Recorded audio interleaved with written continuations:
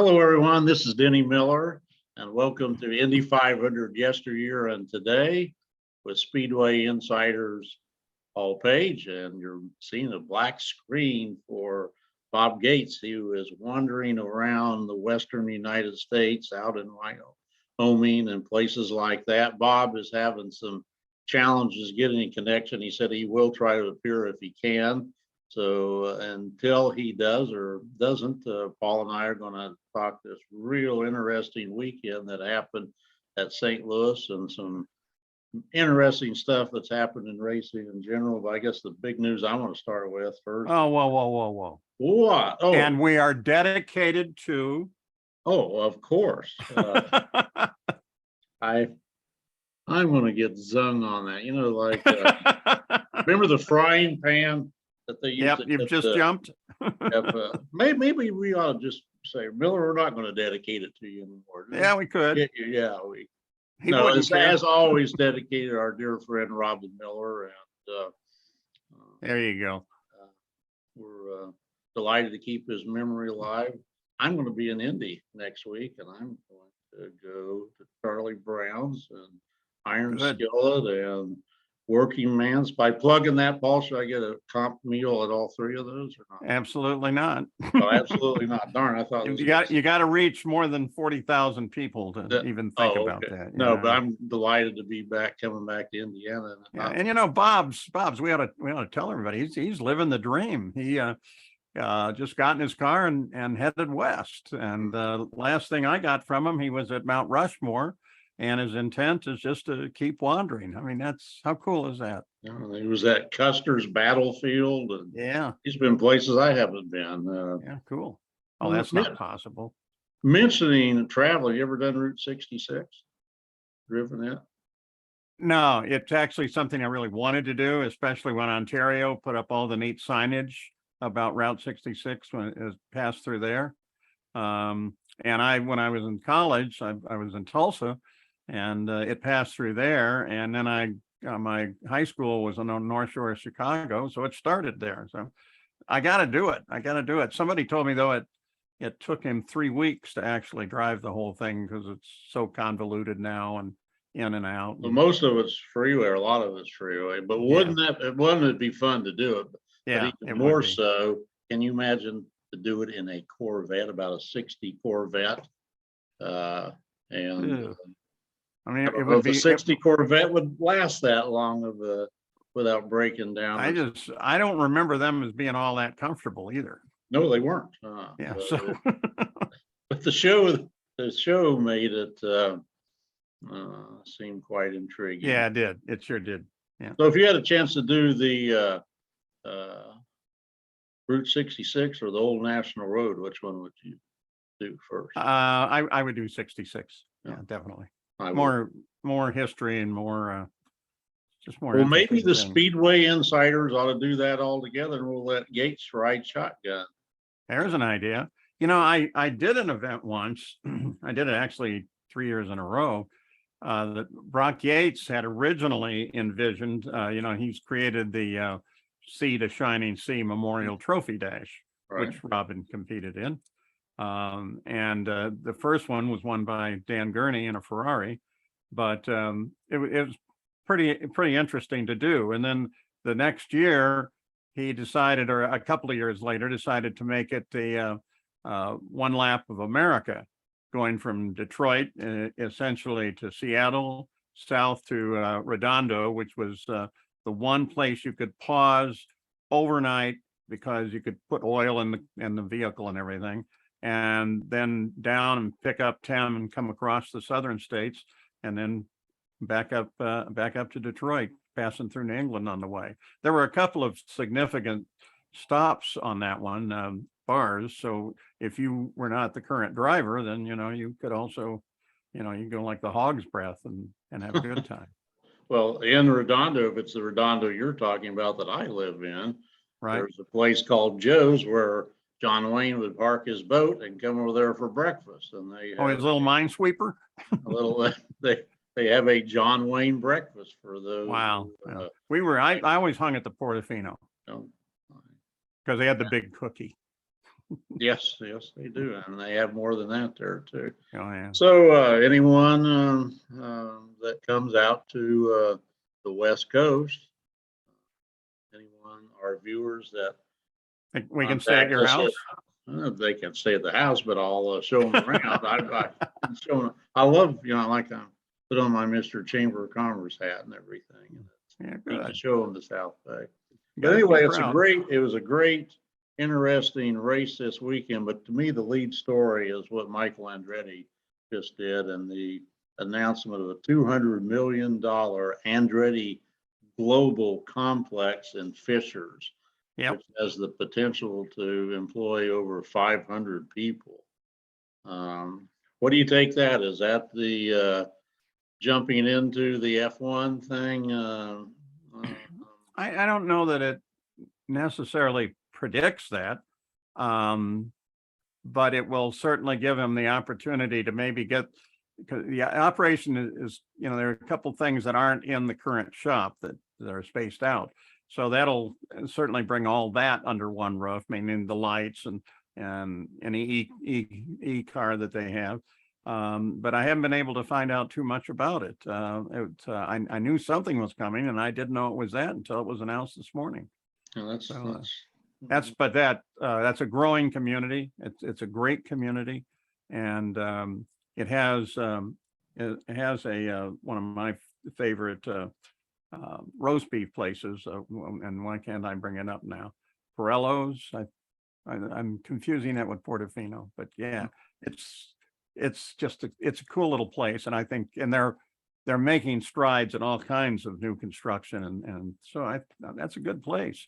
Now I just have to see if my family wants to move there. well, I'm very glad for the community of Fishers. Again, my Chamber of Commerce hat, that's neat, and also for the greater Zionsville area with the Ray Hall race team there.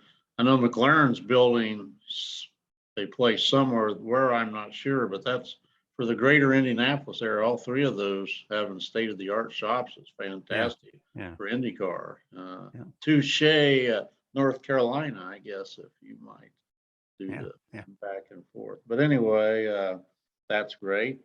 And then the big item also is Will Power tying Mario Andretti for the all-time pole wins at 67 poles. Dixon got him a couple weeks ago.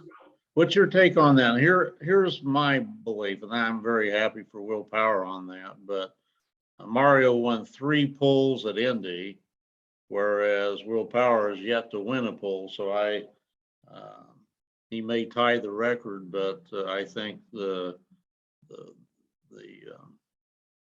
perception of which one was the better accomplished still tilts toward Mario. What do you say, Paul? Oh, by far. I mean, and I love Will, and I'm hoping that he wins the championship. But Will, what he's accomplished it over a shorter period than Mario did. But Mario has done so much else. I mean, the mere fact that today he is the perfect ambassador for the sport, and he knows it, and he lives the role of champion perfectly. So, but Daytona winner, Formula One world driving champion, the 2 records, which are now both on the edge of breaking. It's you can't do that comparison. I'm sorry. We were talking today, potential Indy Car owner, and we were speculating if there's a situation like this May when we only had 32 cars and they really had to shoehorn everything together to get Stefan Wilson as the 33rd qualifier. What a media seismic earthquake that would be next May if Mario was put in a car to fill the field. And I don't think he would qualify 33rd. I think he would certainly outrun someone or several. What would you think? How would, as an anchor and everything, what would that be like as a broadcaster to see that happen? That'd be the pregame right there. We'd cover everything. That'd be the first hour without a question. And then we could go racing. Yeah, you talk about things and things that he's done and different skill levels and who he is. He of course takes that two-seater around on occasion at almost every race. He took my good friend Gary Gerald around some years ago at Hawthorne Park when it was active racetrack for us. And, we're kind of laughing two-seater, and he actually would have put the car with his time on the front row of the field starting the next day. So Wow. he's got it. He's got it. So who knows? Does this start the rumor about Mario in 2023? Oh, wait a minute. Does this mean you're giving up the balloons? No, that Okay. too. Yeah. So let's start. Wait a minute. If we can get the balloons to come back Mm-hmm. And make that a deal, could that be the enticement to get Mario to return and Oh, there you go. and That's start possible. the field? That would be. We did come up, I think, with a solution to the balloons, though. Mhm. We hire that group that does all the fancy drone flying, like Mhm. at the Olympics and everything, and have them carry a balloon. That would be. Then they can make the balloons into the American flag or whatever they want to. You're gonna do your homework assignment and ask Doug Bulls that. Did you ever ask him that? If they would I haven't seen him to ask that, but yeah, I still that's that would be a the cool solution. idea in a way. And bring all the balloons back to the infield then. What would be very neat, and Mario's, like you said, won Daytona. He's won the F1 championship. He's won the Indy 500. He's also won the Hoosier 100 when it really meant something. Yep. He's not won Le Mans. Imagine a team of him, Michael, and Marco running that and winning. That would be that announcer would have a good day too. And I'm sure Michael could easily do that. Certainly Marco and everything. So Michael's a little heavier than he was. Well, but we all are. Yes, we are. But that's why you drive a sports car. It's got a bigger seat. But it's 24 hours. It's not like a sprint race and everything. But that would be so cool to see Mario win Le Mans too, and make the final exclamation point. Yeah. Probably the greatest of all careers ever and everything. Other drivers that like step outside their own brand, like Mario's best known as being a Formula car driver. Rossi has been driving the Baja 1000 the past couple of years and just loves it. He's in a super truck, I think. Wouldn't it be cool if he won that? Yes, it's neat anytime they step out like that. Well, Kimi Raikkinen racing with NASCAR. Well, we're going to be talking about that a little bit later, and our harpooning of that, and to try to cast a big net to get him and a few of those others to Indianapolis. We'll be getting your opinion on that. But yeah, he did that. Didn't Mario run Pikes Peak one time? I believe. Yep. Tried to. Yep. You know about Eddie Sachs when he tried to run Pikes Peak. Yeah. As a matter of fact, yesterday was I was rearranging my bookshelves and I had moved two of your books, the Rickenbacker book and the Sachs book. And so I was thumbing through there and hit on a couple things that I'd forgotten about him. They were, and in the way he could tell a story, and they were saying there were these drivers that drove there said, you got to watch this and watch that and pay a particular attention to whatever corner this is.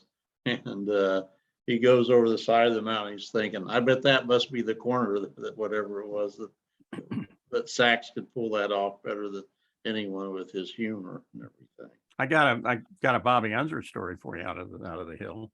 Okay. When he would take friends up there, along the road going up, there are some areas just off the road on the downside, so if you go beyond this area, you're going to go down 1,000 feet very quickly. and they're where they put sand for the winter, so that they can sand the road going up there. And so Bobby will take you up there and just driving the daylights out of the car and then pretend to lose it. So you actually think you are now on the way to meeting the maker. And he actually is jumping the car onto one of those sand platforms. And, he just laughs like always. He's scared the living daylights out of you, but funny to Bobby. Who was better at Pikes Peak, Bobby or Al? Would you say? Bobby. Bobby. Was I think he better than Bobby. Uncle Louie? No, neither one would be better than Uncle Louie. He didn't get as far as he should have. Everything got cut short for Uncle Louie. I think he was of all of the brothers. I think he probably had even more potential than Bobby or Al did. Mm-hmm. Well, someone said Jerry would have been pretty good had he lived too. Yeah, I've read that, but of course that's history reading for me. I mean, I know his stories, but I never met him and never saw him drive.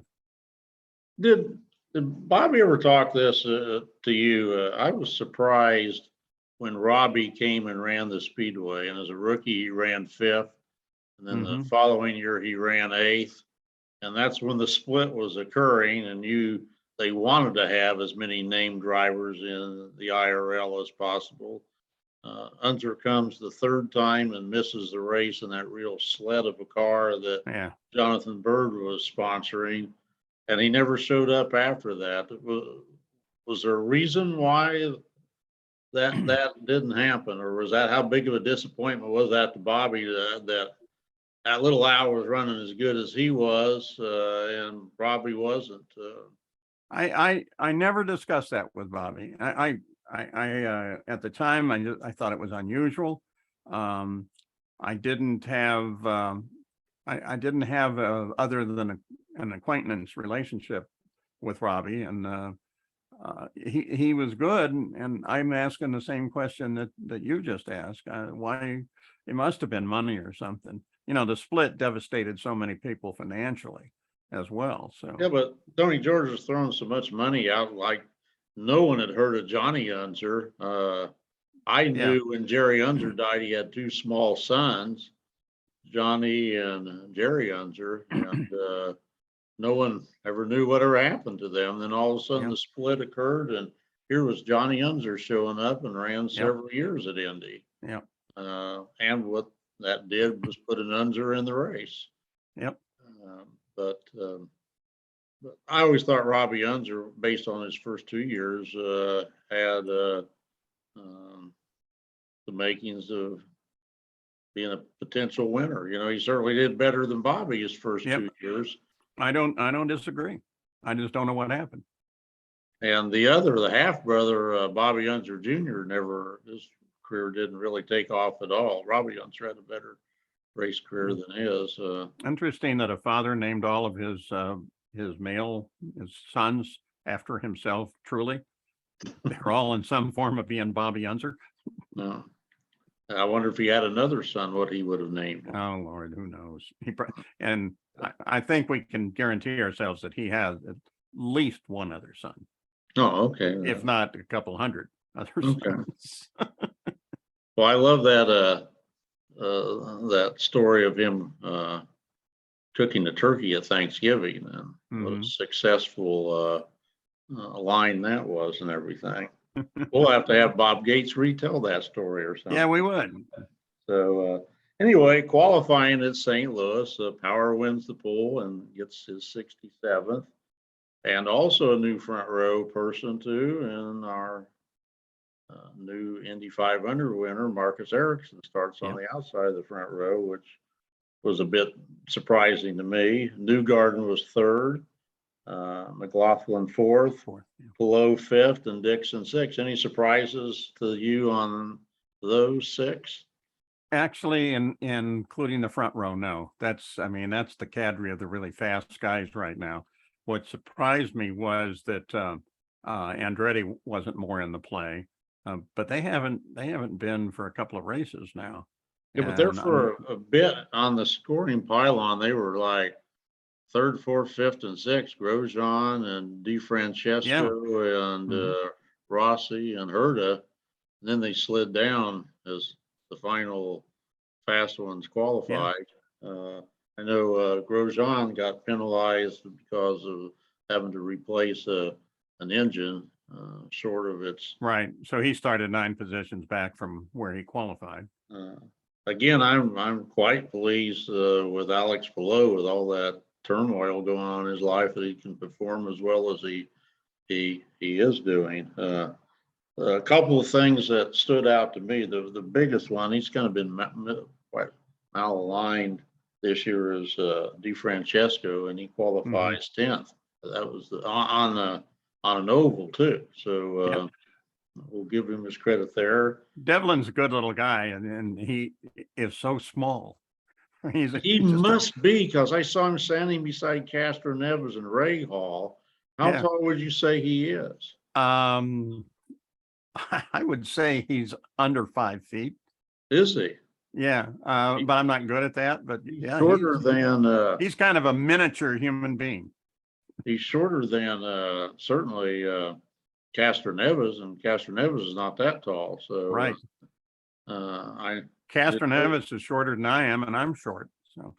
So the other surprise, and we'll talk about it when we talk about the race, was David Malukas starting 13th, and Rosenquist not completing his run because he just barely tapped the tire barrier, and he would have to start 26th. But quickly in the race, gains 13 positions and eventually leads one lap in the race before fading to, I think, finish 14th or 16th. What do you think of the crowd, or what you were able to eyeball from TV, Paul? Well, I didn't think it was that strong. But you had the rain forecast going in. So I'm guessing that even people who had reserved tickets probably thought the better of going out there because of the rain forecast. It's I always hate it when I see empty grandstands. And I also remember when I started in the network television business, my director was Don Ohlmeyer, who was really a genius. He's created most of the groundwork for how television is done to this day, but they have missed one thing that he went crazy about, was let's make sure that all of our shots show that the crowd is good, if we at all possibly can. He always cared about the background, even with like pit interviews and everything. He needed them to have some life to them and assist somebody. So if you're going to do an interview, you need to like position for a sponsor and stuff like that. So television doesn't do that anymore. So it's more honest, I guess, is the way they do it now. But you look at something like that and you think, oh, that's really sad. But I hope the promoter made something out of it. But I think the rain more than anything else. And if you're a GA, then you decide at the last minute.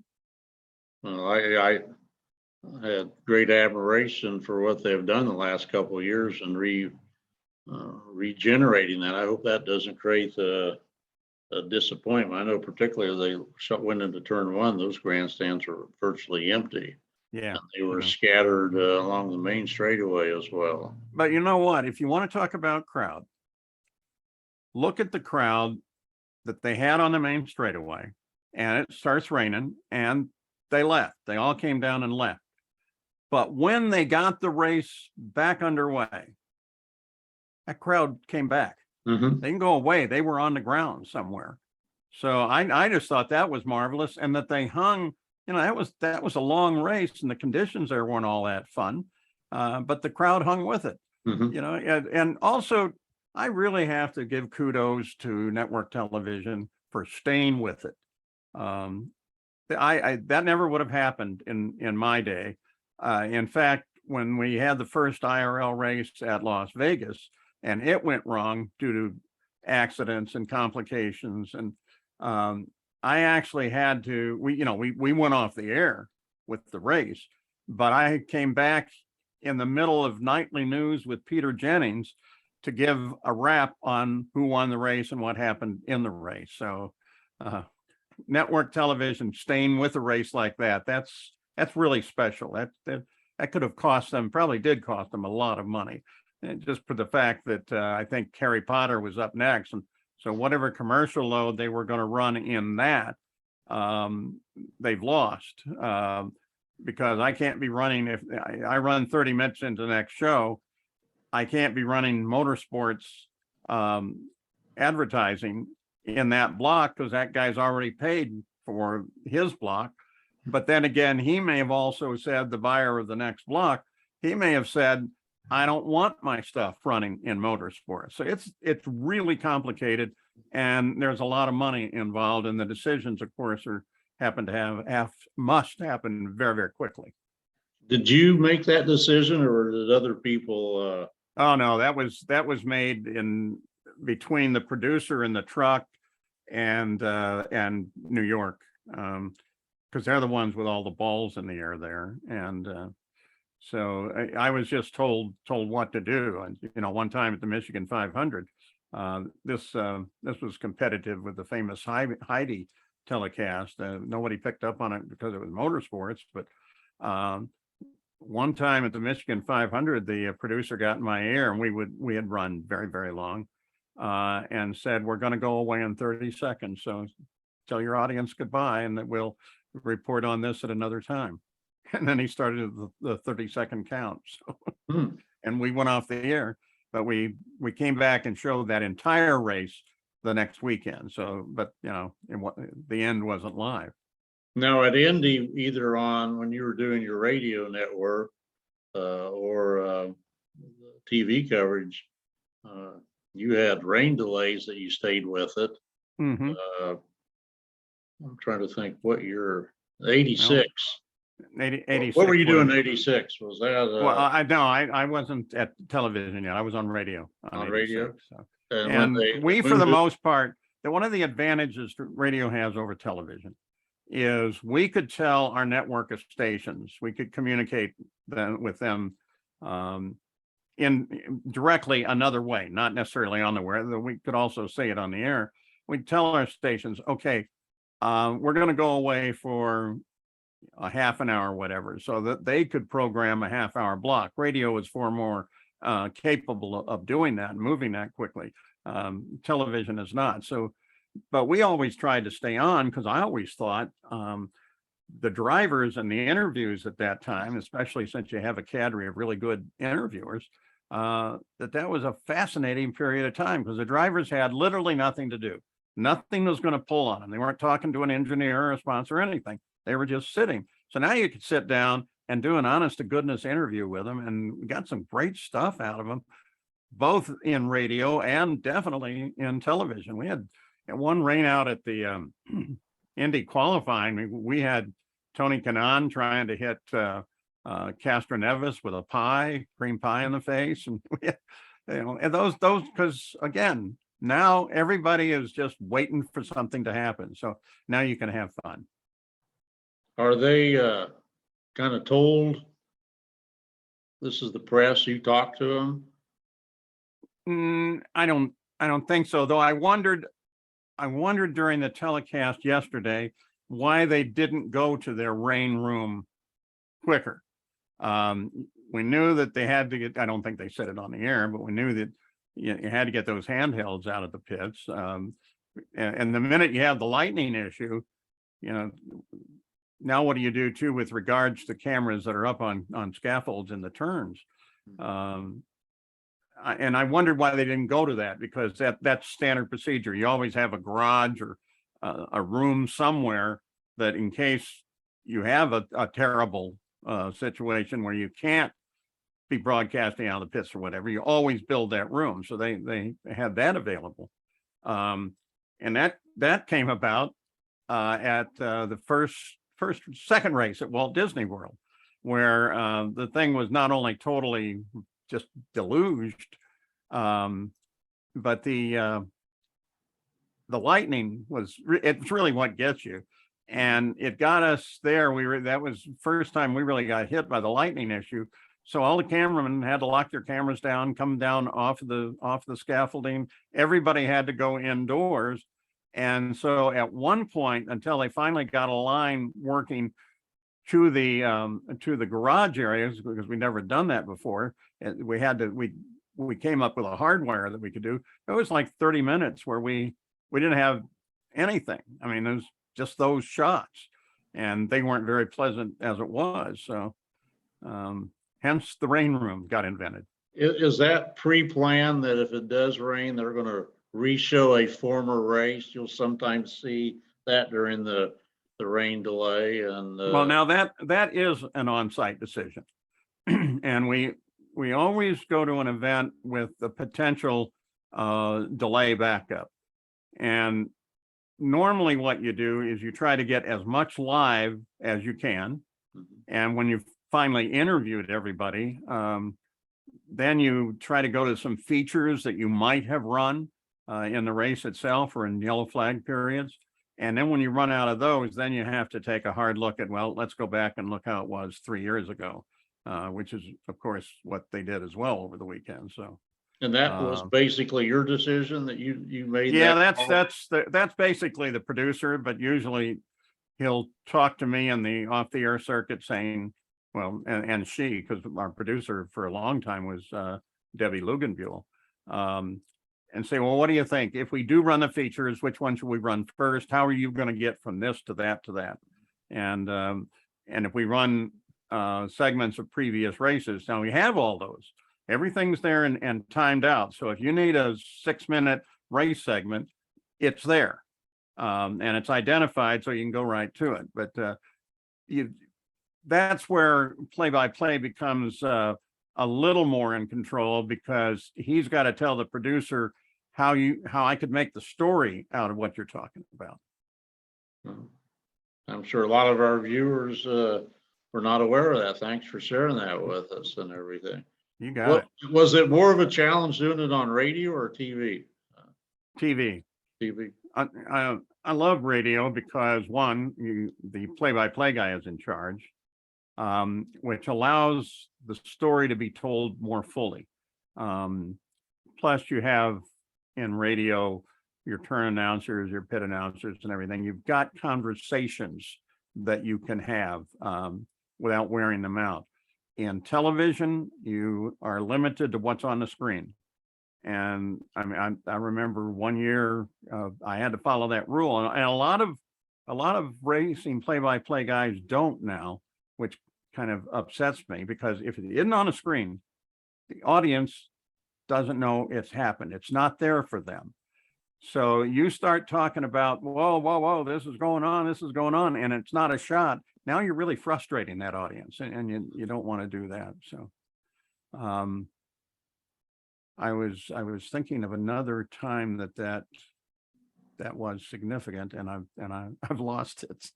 Ask me a question, I'll think about it. Well, when going to the Greg Moore accident, how much say did you have on what was shown on screen versus other people within your team? Did you say I don't want this? Or fortunately for that race, we had a truly excellent producer who was from Indianapolis. His name was Sean Murphy, and he's now a coordinating producer at ESPN. And as soon as that accident happened, almost while it's happening, when he hit the wall, I hit the talkback button on my console and said to the producer, no replays. And because I knew what it was, and I didn't want it replayed because I didn't want a bunch of people to pick it up and put it on the internet, but that was futile anyway. It got all over the internet. But thereafter, he and I are talking, and mostly I'm leading where we're going to go and how we're going to get there. I had the advantage of being in a booth that was adjacent and was glass adjacent. Wally Dallenbach, the chief steward's on the other side of that glass. So, you know, we were kind of nodding at this and nodding on, so, and I was frustrated that Indy Car during that race, I guess was really CART, they came up with a plan where they were going to put on the yellow and then lower the flags at the start finish line for some reason and make the announcement.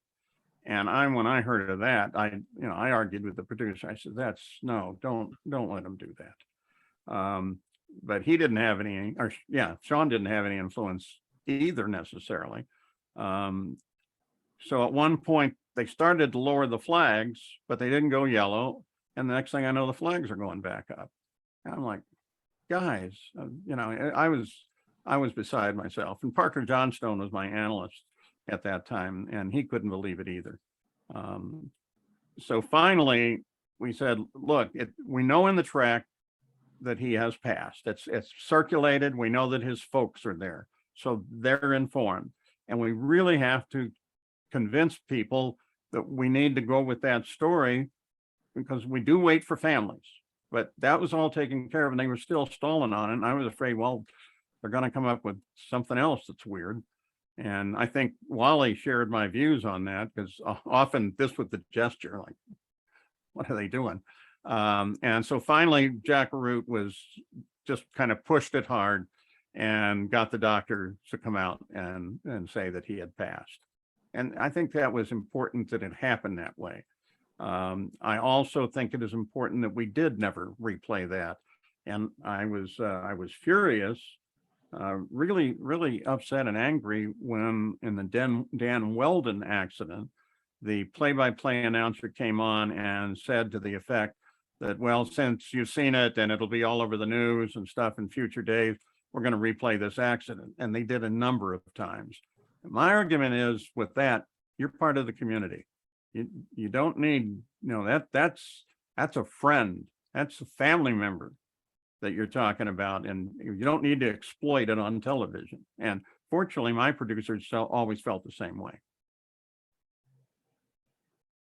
Were you surprised that was the fatal crash of Weldon's? No, my deal was, I was doing drag racing at that time, and every time there was a IndyCar race on, they'd put a monitor down on the floor next to my right foot. So, because we had a lot of breaks in drag racing, ours was a same day tape delay show. So we might be down for 30, 40 minutes waiting for the nitro cars to come back out or something like that. So I had an opportunity quite often to look down at that monitor and see what was going on. And I saw the crash, and I actually saw the crash live. And as soon as I saw it, I said, I'm not sure who was in that, but whatever car went up into that fence and with the cockpit toward the fence is probably a serious issue. Mm-hmm. And then my son confirmed it. He called and said something to the effect, or he texted me and said something to the effect that we have withdrawn that entry. And that was the code, Mm-hmm. So, well, let's get back if you want to. Let's go happy here. And you almost nailed it, because you picked Will Power to win the race, and he dominated early in the race, led 128 laps, but they were running a potential rain short race, and it really added for a lot of different strategies that were going on. I gotta tell you behind the scene on that. There's an old friend of mine in television, worked with me for years, still is working with it. And during a race, we occasionally text back and forth. And so we go into that rain delay, and we're in it 15 minutes or so. And I say, well, the rain's going to stop in X number of minutes. So he interpolated that and said, that means it's going to stop at 53 after the hour. I said, yes. And I was off by 20 seconds. So I was lucky. I should have headed right for the casino. There were days that when they would have a rain like that, that'd be the end of the race. Yeah. Again, television stayed with it. IndyCar stayed with it, and kudos to all of them for doing that. I think at that point, McLaughlin was leading the race, and I think he thought he had it won. Yeah, I think he did too. And that they wouldn't restart it. very similar to the year that Tony Kanaan was in the lead when it was 2007 when the rains came. Mm-hmm. And then they eventually reopened the track, and Tony didn't fare nearly that well. And Marco, who was second, he gets upside down, and Franchitti wins, and Dixon finishes second because they didn't pit. Yeah. A few laps later, there would have been a whole different set of winners. I know Power was a little bit disappointed that he did not pit when his two teammates did. Well, there was some interesting calls. First of all, that race started out to be a total hummer. I mean, they lined up and nobody challenged anybody other than the early on Rosenquist move forward. But when they really got back going and really got it all figured out, it turned into a barn burner, both before and after the red flag period. And I know that a lot of teams, Penske being one of them, like to split the strategy. So they have a foot in both strategies. And I'm guessing that that's what they did with Power.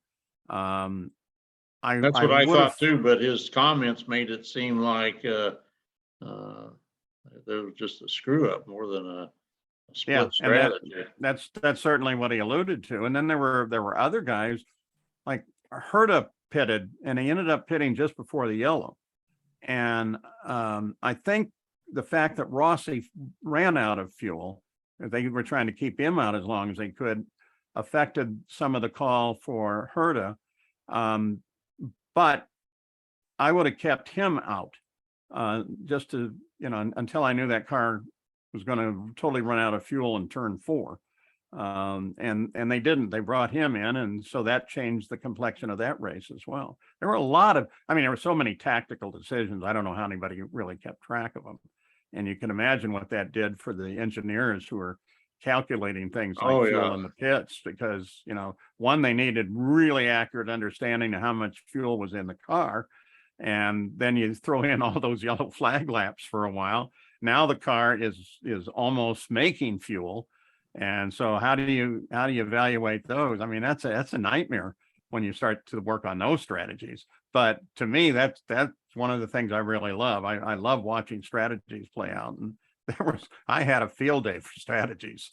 And it was neat to see that second groove come in rather late in the race. Really, that the rain helped, where they're able to sweep that off, all the marbles off of there, to have basically a green track to do that. But that made the race that much. It almost made it a 47 lap trophy dash. Yeah, well, when you think of that too, you knew when the green flag was going to come out on that now you were going to find out who the bravest were, because they were going to have to find the line. And in practice, you take a couple laps and find your line. You may be off half second or a second, but now you're racing. So you got to pick whatever line you think is it going into turn 1, and hope that you pick the right one and don't end up sideways coming out of it. And I thought for that last sprint, like you say, that was some of the best thing I've seen in a couple of years. Newgarden sure gobbled him up in a hurry and spit him out in turn 3. That was a surprise that he was able to get around him that easily and take off like he did. I loved his comment in post-race interviews, which was that his spotters started pushing him, keep going. And after he got around, was Pato? But he did, and then he realized, and he said that, my goodness, those are Penske cars up there. I'm racing with them. And he not only raced with them, he passed one of them. And maybe if he had a better sense of the race, which rookies generally don't have, he might have gone and really, really strutting it out to try and take the lead of that race, and might have gotten it done on the final lap. That was the big story to me, David Malukas starting 13th and able to run down Scott McLaughlin. And he basically indicated, had he stayed up higher longer, that he would have probably gotten Newgarden. Yeah. But obviously the high groove was working for him. And I agree with you. And no offense to Dale Coyne, but that He was No. reeling them in Penske cars. Yeah. He was, you know that song they were saying he was singing, "You spin me around like a record." I don't know that song. No, I don't either. Should we have Bob Gates? Yeah, Sing Gates can next? hum it for us or something. He could sing it. That I really think that put David on everyone's radar for next year. Well, the Indianapolis Star did a story solely on him. They did no story of the race, and you really had to read the story that they did to find out who won the race. I mean, Brown, the guy that writes IndyCar for him, just was so knocked over by that performance that it's probably 20, 30 column inches. And it's mostly about that terrific ride that he had. So do you see him if Palou is gone out of Ganassi? He is the Ganassi driver? I wondered how long it would take you to get to that. Have you been hearing that in Indianapolis? yet? Yeah, I was saying it to myself at the end of the race. That's probably the next year's 10 car, depending on the outcome of all the suits. But it kind of does set the stage in that now, and maybe he knew it before because Chip is really good at this stuff, that certainly opened everything, that there was a driver out there who is probably available, who could slip into that 10 car that they didn't necessarily know about 3 weeks ago. And beyond that, he fits the Penske image so perfectly. Might that cause Penske to rethink and bring back that fourth car just to keep I don't the think chipster so. from getting him? Yeah, I don't think so. I don't think that's And particularly with Power now 41 years old or something like that. well, I would think for sure if Power wins this championship, he's probably going to retire. Oh, do you? But if he doesn't, he's probably going to want to keep in. I just don't see Penske expanding to 4 right now. And there's a lot of thinking that goes into that we normally don't consider, like, what's your supply line doing? Where are the parts? Are there parts available? Because that's often a concern. If I wreck one of them, how long will it take me to actually repair? Because they're still on cars that are what, 12 years old now. Well, it's not just a, hey, I like that guy kind of call. But poor Dale Coyne is they really poach him like they do chickens down south or something.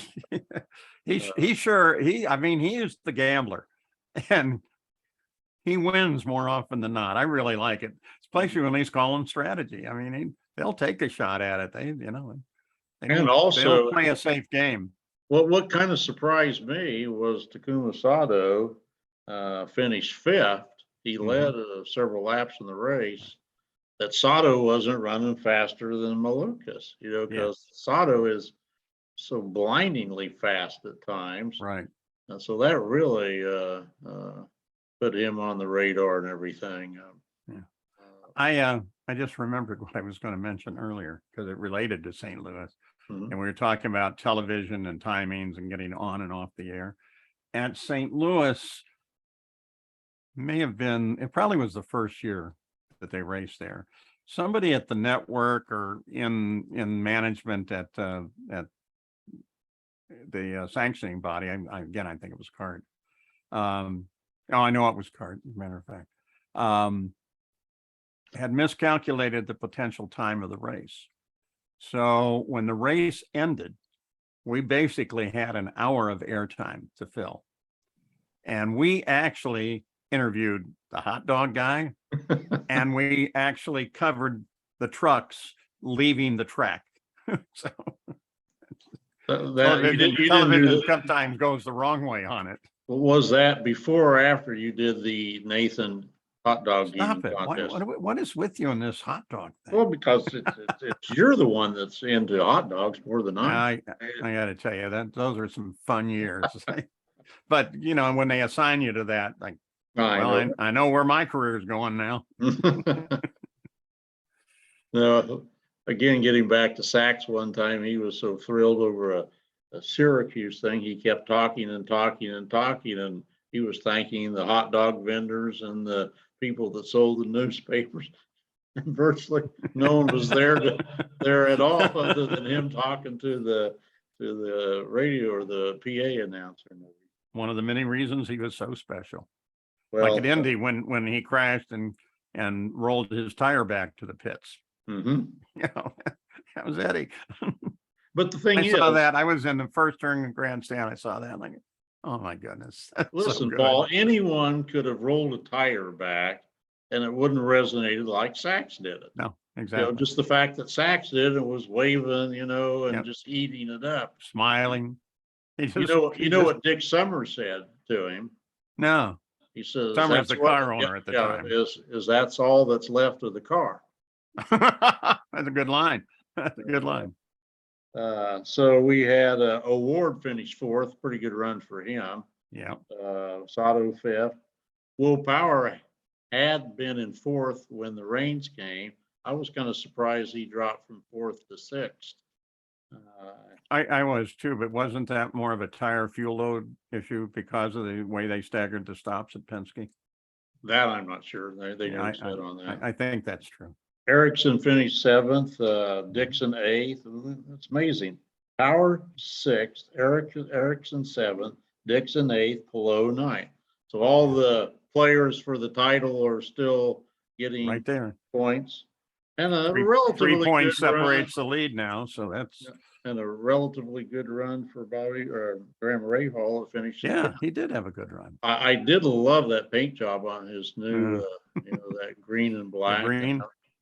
How it kind of reminded me of how Roberto Guerrero had that yellow and white car, and half the car was white and the other part was yellow. That was green and black. It was a nice color combination for them. Every time I see that, though, it reminds me of the superstition of no green cars, which of course it's gone away so long ago, but it still nags me in the back of my head. Like, really, they're going green? You know, even the Cooper Climax, which was supposed to carry British racing green, right, carried more of a black than.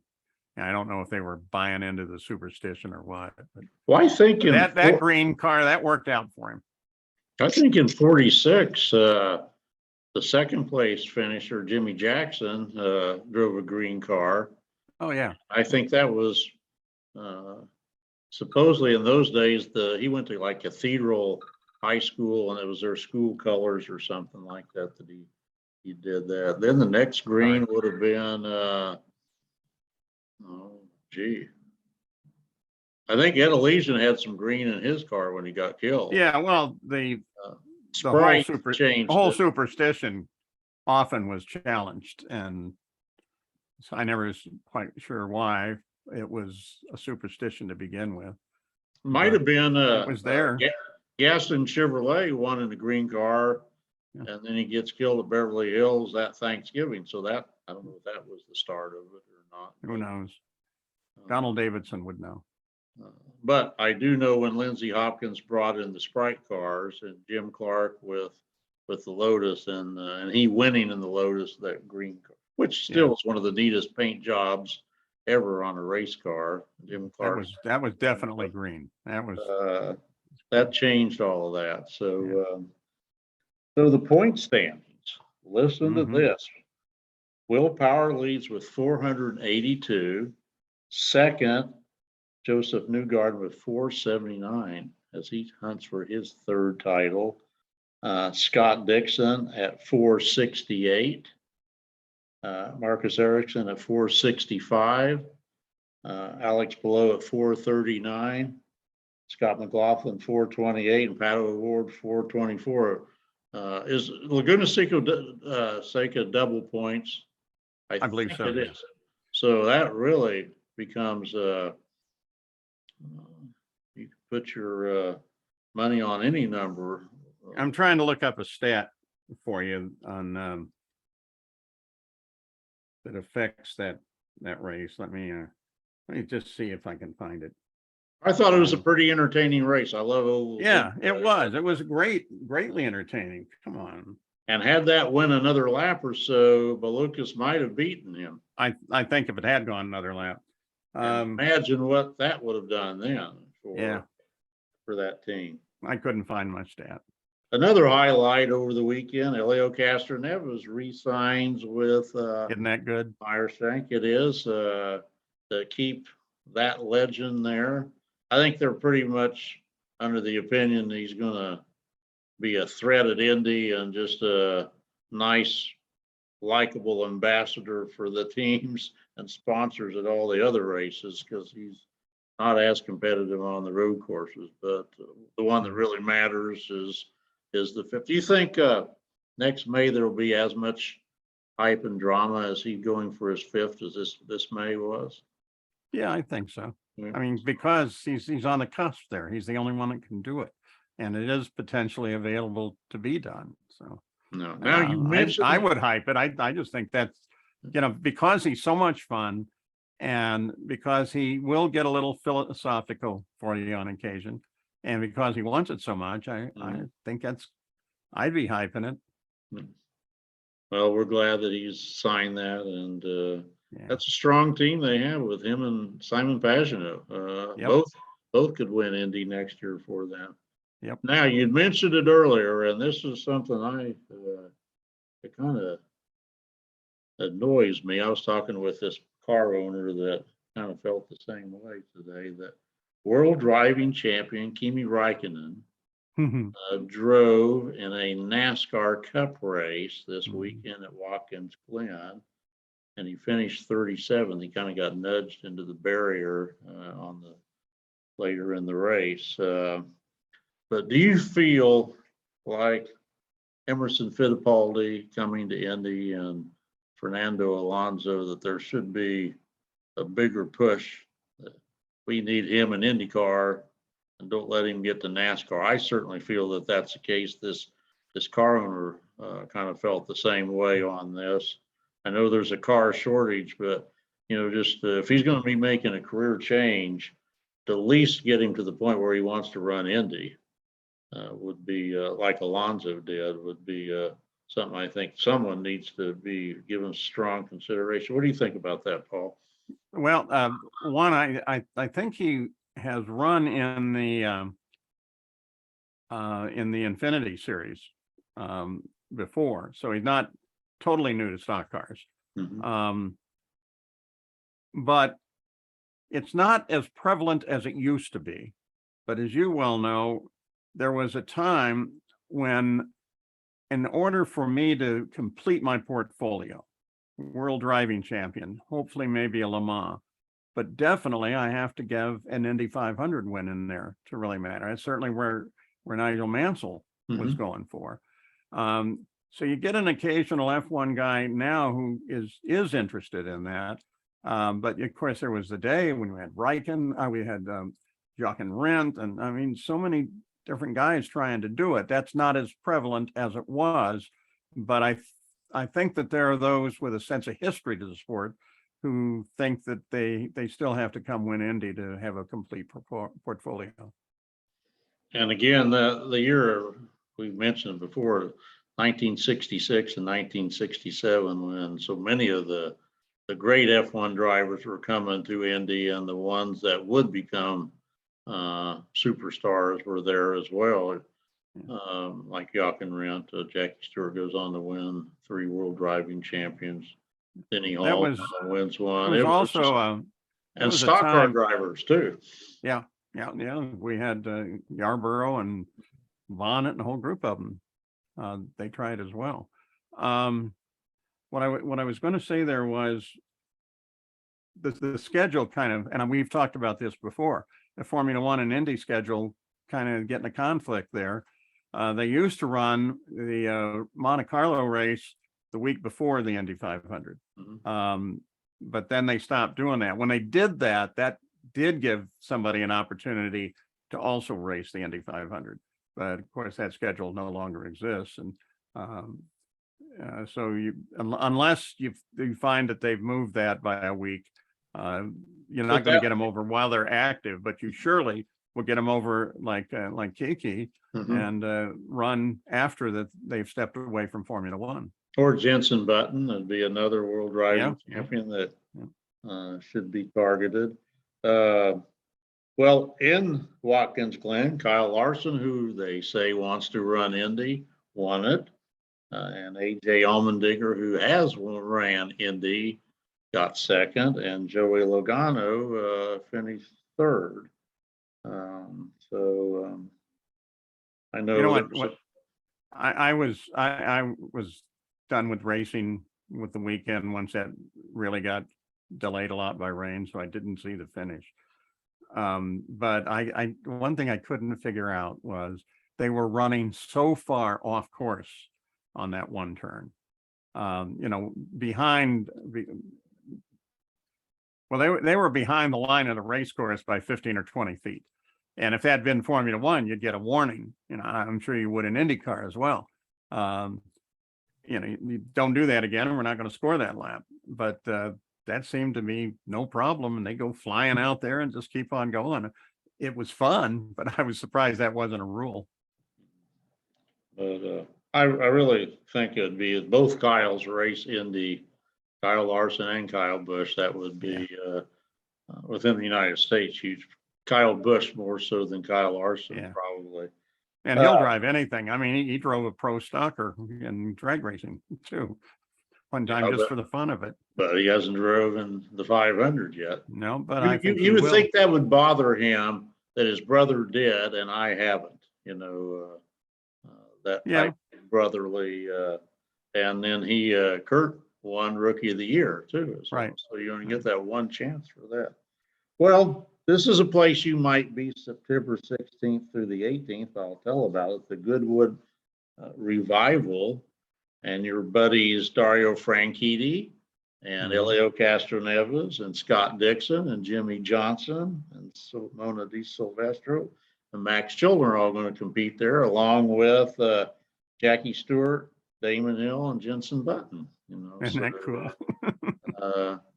Those marquee names, I'm sure, will make that much more popular event.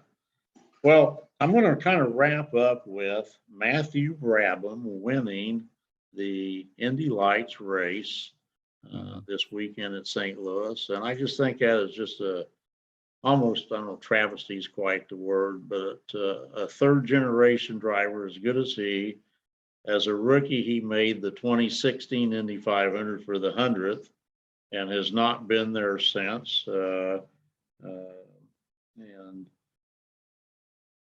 with we'll talk a little bit about his dad and his grandfather, and then we'll determine whether Matthew should be there. But Sir Jack Brabham, to our newer viewers, first came to Indy. He was the world driving champion in 1959 and 1960.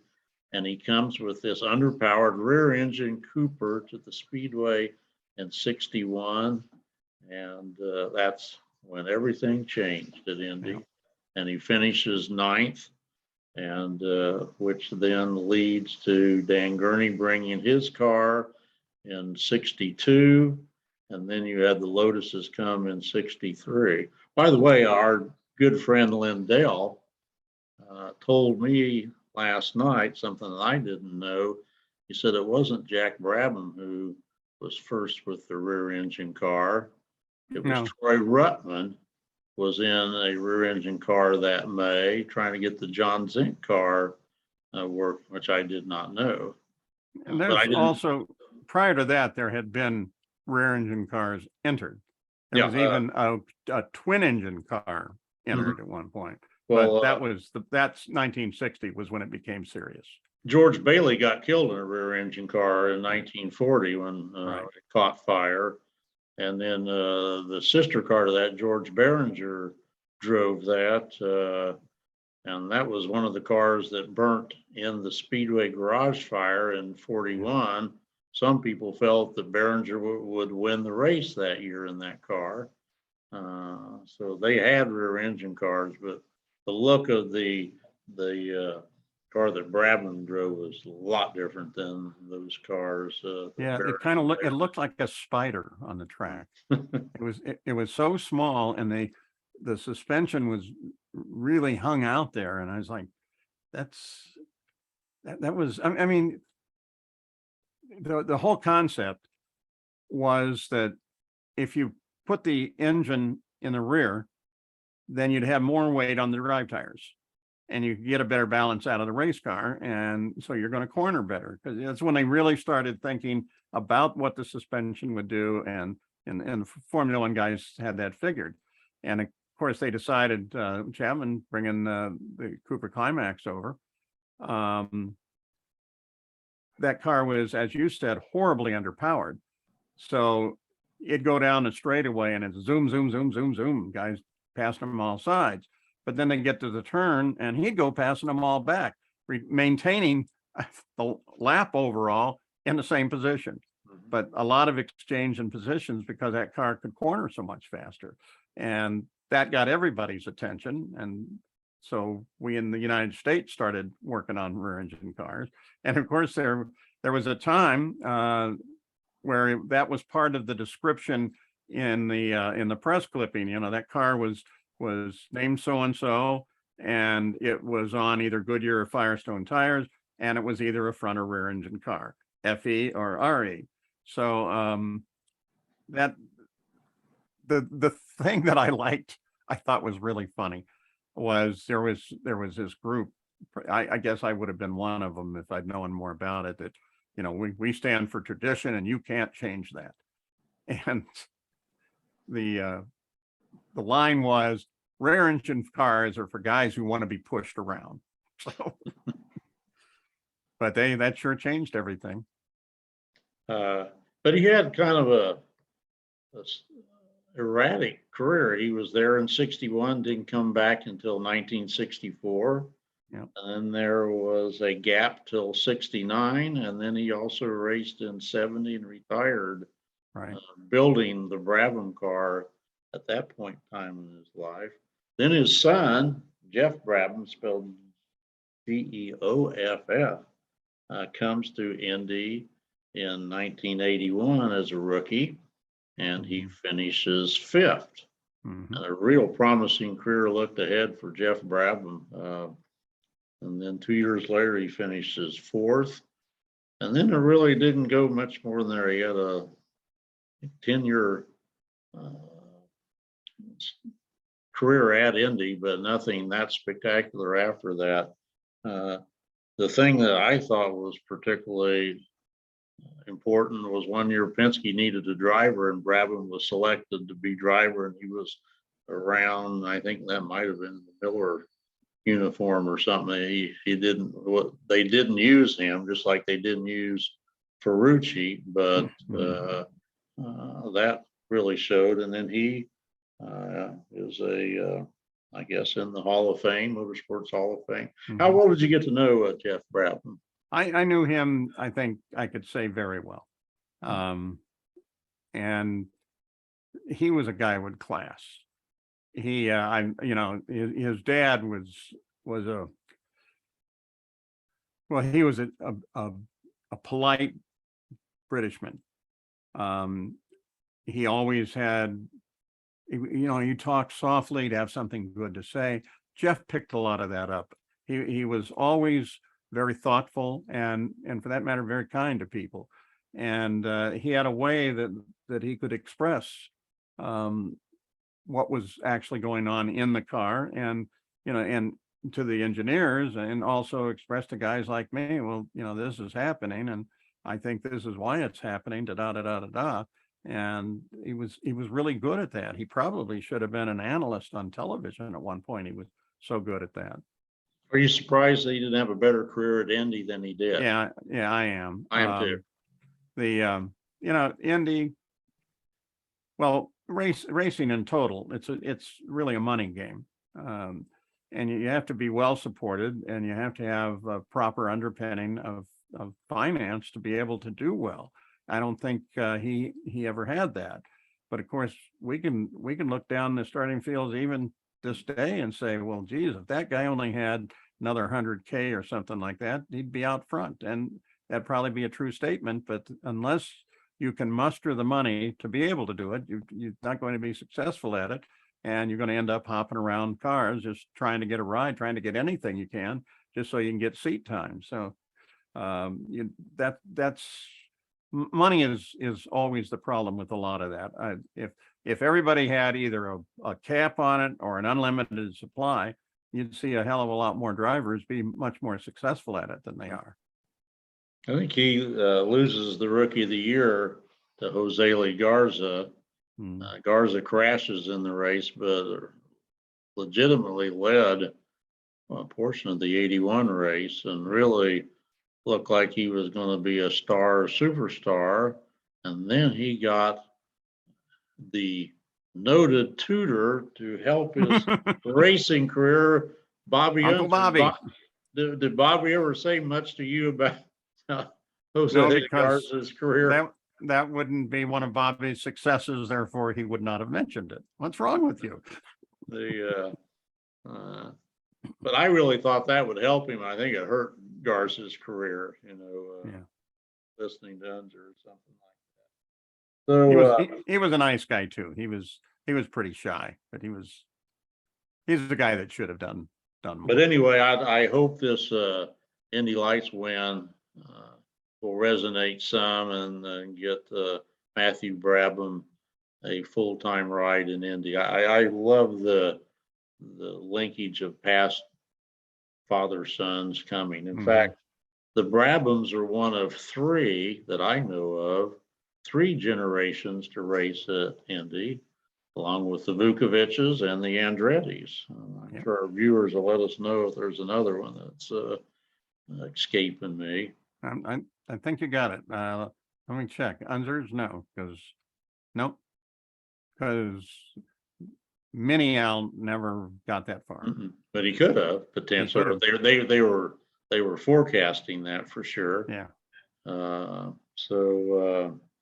In fact, that one year, I think it was 2006, in the Freedom 100, both Marco Mini Al were in it, and they were kind of thought of as similar in abilities, and they both went different directions as far as career goes in racing and things. So obviously the Andrettis topped the Vukovic's, which topped the Brabhams, if you collectively do all three generations and everything. Next week is Portland, or the 4th is Labor Day weekend. What do you look ahead for that, being one of the last two races of the year? Well, the first thing I look at Portland is, can they get through the first turn? They're generally not successful at that.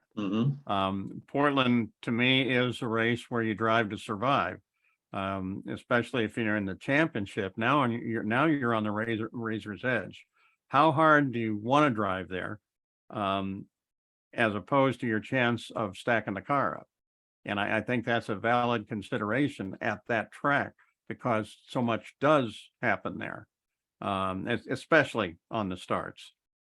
So it will figure into the championship, I think, very much in that regard. I think that everybody in the championship fight are bona fide great road course drivers.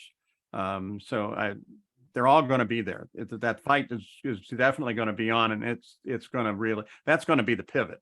No, I think you're correct, but I think they're going to be a bit cautious, making drivers like Herta or Grosjean, who really have nothing to lose, can really throw the car around. Well, you've got that mix in general for the next two races. You got the guys who are going for the championship, and then you've got other guys who may not have what they want for the next season, showing off, trying to say, "Hey, I can do this. You should use me," and that would certainly be true at Laguna as well. So we got two races that are going to be spectacular. Well, anyway, it was a great, interesting weekend at St. Louis. The rain and the lightning made it that much more intriguing. How do you think we did without our sidekick? We miss you, Bob. Hurry Yeah, up. yeah. Don't get And- broken Well, you down know, out of nowhere our- when our the problem coyotes is- get you. Our problem is that you and I either forget it or we lie. And Bob was the person to keep us, Right. on an even keel. So Those who we don't need know, him back. yeah, Bob is out in Wyoming and traveling around, and he was saying he was having trouble with his cell phone to be able to get reception to open the Zoom link to be able to do that. But he Yeah. was going to try moving from community to community to make it happen. So we do miss you, but we look forward to the Speedway Insiders returning next week. So from Denny Miller and Speedway Insider Paul Page, we wish you Godspeed, and we'll see you next weekend.